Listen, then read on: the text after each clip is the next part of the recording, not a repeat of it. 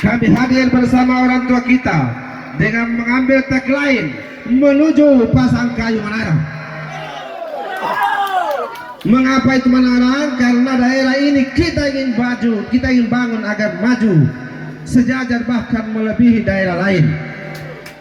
Kemudian Menarang itu juga berarti bahwa untuk memajukan daerah itu harus dipimpin oleh pemimpin yang amanah. Kalau pemimpin tidak amanah, tidak bertanggung jawab, maka dia hanya akan mengurusi dirinya sendiri, hanya akan mengurusi keluarganya, hanya akan mengurusi kelompoknya. Sementara sesungguhnya 227.000 penduduk Pasangkayu adalah tanggung jawab pemimpin di Kabupaten Pasangkayu ini. Selanjutnya saudara sekalian, Menarang juga itu berarti bahwa kita ingin membangun daerah ini agar semua masyarakatnya menjadi masyarakat yang sejahtera. Karena kenapa? Tujuan akhir dari sebuah pembangunan selalu bicara kesejahteraan rakyat. Apakah hari ini rakyat Pasangkayu sudah sejahtera? Jawab dengan jujur. Apa rakyat Pasangkayu sudah sejahtera? Ini menjadi tugas pokok kita sekalian. Kemudian Menarang yang terakhir, bahwa perjuangan kita harus dibingkai dalam keadaan yang religius karena kita manusia yang berketuhanan. Olehnya itu Menarang itu berarti maju, amanah, sejahtera, dan agamis. Bapak Ibu sekalian yang sama berbahagia, dari dalam hati dilandasi niat suci yang paling dalam, kami maju dengan tujuan untuk memperbaiki semua sektor pembangunan yang ada di Pasangkayu. Mulai dari pendidikan, kita ingin agar anak kita itu tidak perlu lagi ada putus sekolah oleh karena tidak ada biaya. Itu tidak boleh saudara sekalian. Jangan ada lagi berita yang memalukan, anak didik kita, anak asrama kita yang hampir diusir oleh yang punya rumah karena tak mampu membayar kontrakan rumah. Jangan ada lagi yang seperti itu. Kita ingin memperbaiki rumah sakit kita, puskesmas kita di bidang kesehatan, supaya rumah sakit ini jangan menjadi rujukan ke daerah luar. Kita ingin daerah lain itu membawa pasiennya ke rumah sakit sini, sehingga jangan lagi ada kasus seperti Fadil itu, seperti anak yang tidak punya pemerintah, yang diurus oleh untung saja ada pejuang kepolisian di Pasangkayu.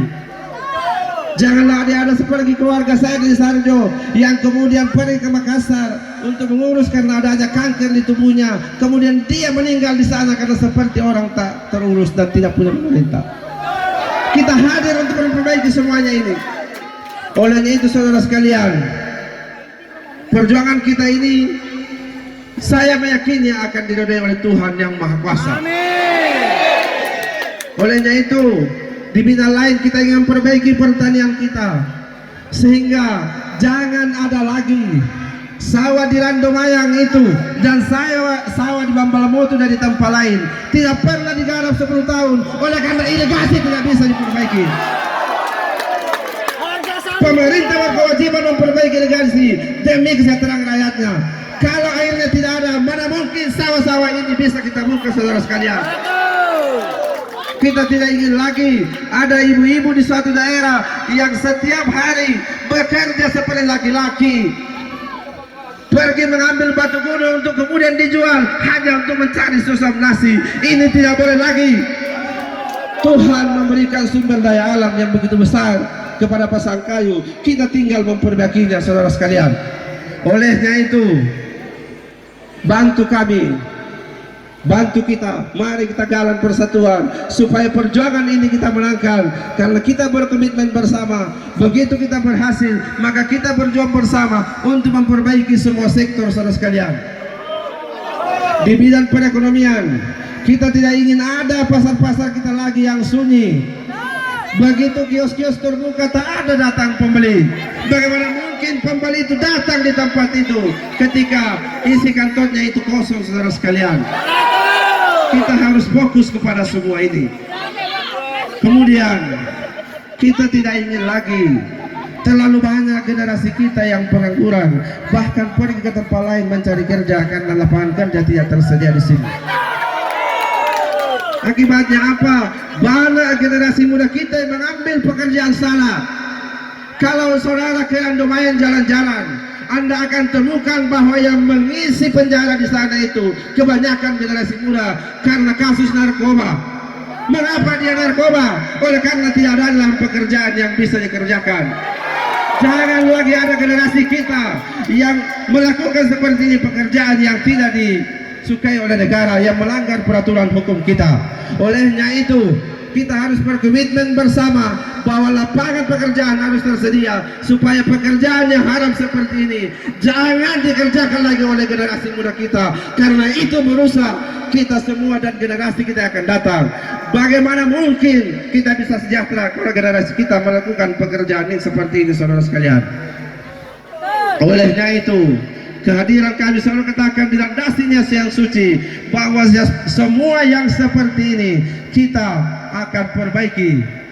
Saudara sekalian, orang tua saya yang saya hormati dan saya banggakan, kita ingin agar perekonomian dan kesejahteraan itu meningkat, supaya jangan lagi ada kita dengar tangisan ibu-ibu di pagi hari ketika anak sekolahnya mau berangkat sekolah minta uang jajan Rp1.000 tapi tak mampu dipenuhi.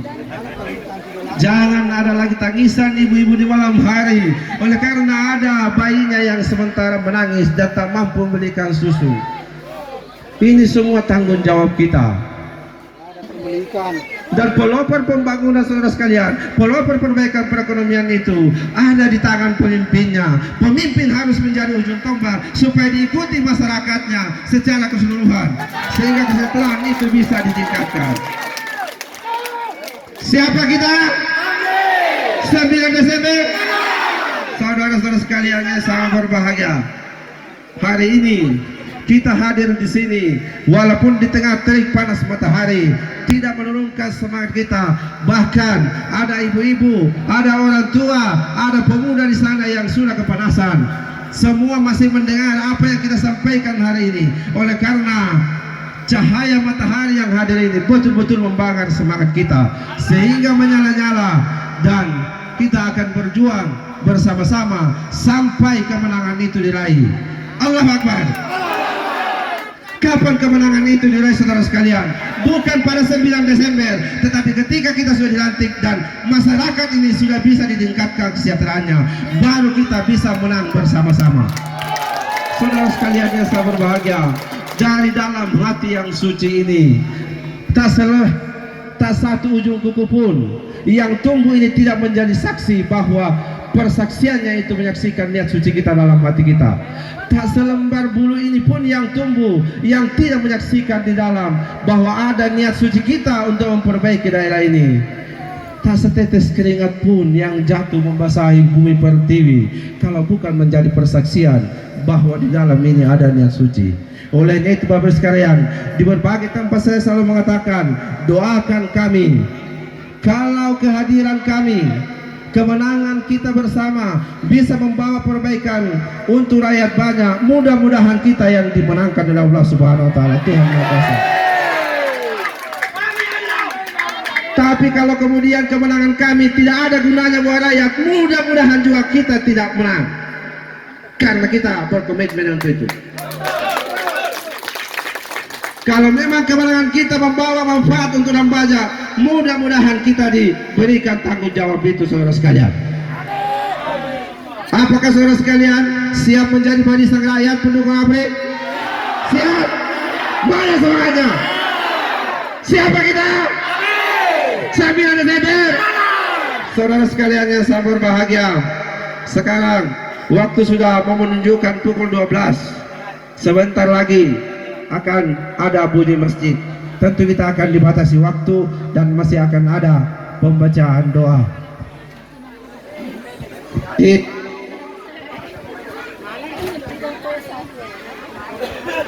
Di akhir penyampaian saya sebagai orang Indonesia, mari bantu saya menyanyikan sebuah lagu sebagai penyemangat kita hari ini. Dibantu saya. Indonesia tanah air beta, pusaka abadi Ganjaya. Indonesia sejak dulu kala selalu dipuja-puji bangsa. Di sana tempat lahir beta,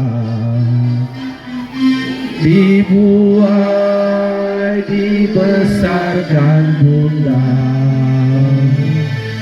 tempat berlindung di hari tua sampai akhir menutup mata. Ulangi. Indonesia tanah air beta, pusaka abadi Ganjaya.